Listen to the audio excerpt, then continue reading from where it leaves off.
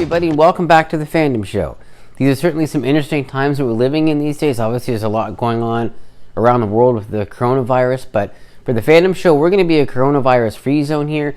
We're going to keep doing what we're doing, and the idea is that you can come here and watch these videos, check out our posts on the Facebook page, and just kind of use that as a bit of a disconnect from all the news and stuff that's going on about the coronavirus. So that's the last that I'm going to say about that. This is actually going to be the first of 3 videos that we're putting up this week. Yes, you heard that right, 3 videos in a week. I've got plenty of time to do them, so hey, why not? This particular video is going to be a short look at the Terminator series, as well as a review of the most recent installment, Terminator Dark Fate. I'm also going to have a video review of the Star Trek Picard series later on this week, and then I'm going to do a character study of Kylo Ren, which I think a lot of you are really going to enjoy. But enough about that, let's go ahead and jump into tonight's episode.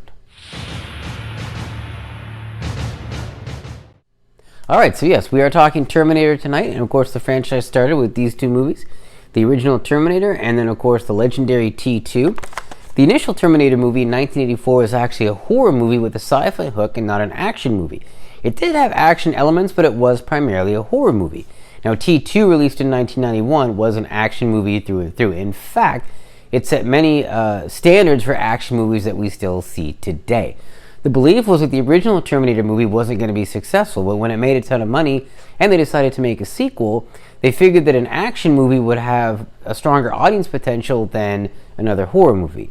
Of course, they were right. T2 went on to become one of the top grossing movies of its time. The movie was particularly well known for using the song Bad to the Bone. From there, we had to wait 10 years until we got T3, also known as Terminator 3 Rise of the Machines. One of the reasons for the wait is that Arnold Schwarzenegger didn't want to make a sequel without James Cameron. Eventually, Cameron told him to just do it and ask for a boatload of money. Well, Arnold did, and we got Terminator 3.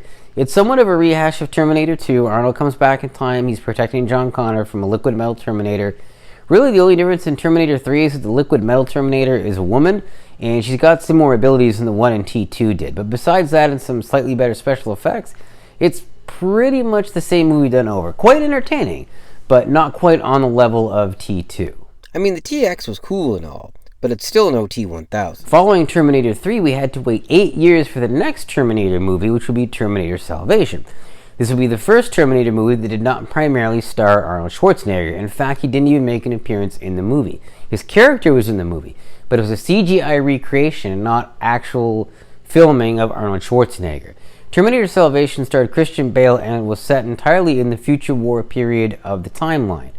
It received mixed reviews, somewhat akin to Terminator 3, and it was meant to be the start of a series of films, but after a lackluster performance, the future films were shelved. Salvation also had a tie-in video game. That is best left forgotten. 6 years after Terminator Salvation, we got Terminator Genisys. Now, this movie ignores the 2 films that preceded it and is a direct follow-up to Terminator 2. It's a little bit different from either of the movies that preceded it, but it's also a little bit the same in that it imagines an alternate timeline. It goes back to the origin of the original Terminator in 1984, but changes up the timeline to where there's a future Terminator still involved. It's kind of tough to explain, but the reality is that the movie was somewhat derivative of the previous films, and it wasn't as successful as they hoped. It was supposed to be the first film in a trilogy, but because it didn't make enough money, it was the only film in that proposed trilogy that actually made it to theaters. For what it's worth, James Cameron saw the picture and actually quite liked it. Now, in early 2019, the rights to the Terminator franchise reverted to James Cameron. He got involved again, and that brings us to Terminator Dark Fate, the series' most recent installment, which hit theaters last fall. Okay. The poster's pretty good. Now, before I get into this review for Dark Fate, I do want to say that I'm a huge Terminator fan. As for Dark Fate, I thought the movie was okay. My major complaint was that the basic storyline of the movie is the same one that we've already seen, 4 times already?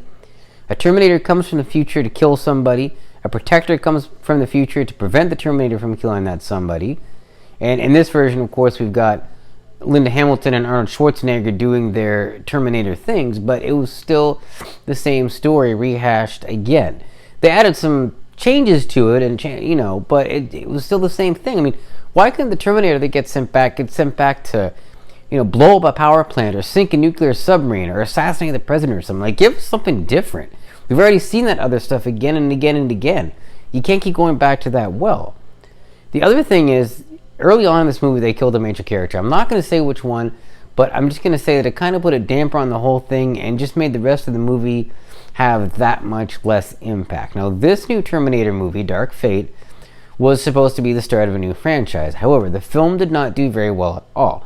It took in less than $300 million worldwide, which is very low for a movie on the scale of Terminator. So the planned sequels have been canceled, and in all likelihood, Dark Fate is going to be Arnold Schwarzenegger's last outing as the Terminator. Now, in defense of Arnold Schwarzenegger, he is quite good in this movie. He's not in the movie all that much, but the parts that he is in are quite enjoyable. For me, they're some of the best parts of the movie. Not just because I'm kind of old school and like, hey, Arnold Schwarzenegger is the Terminator, but also because I like the way that they handled his character in this movie. But the rest of what was going on around him and all that, I found that I didn't really care for the characters all that much. The only characters I cared about were Sarah Connor and the original Terminator. All these new characters just didn't do a single thing for me.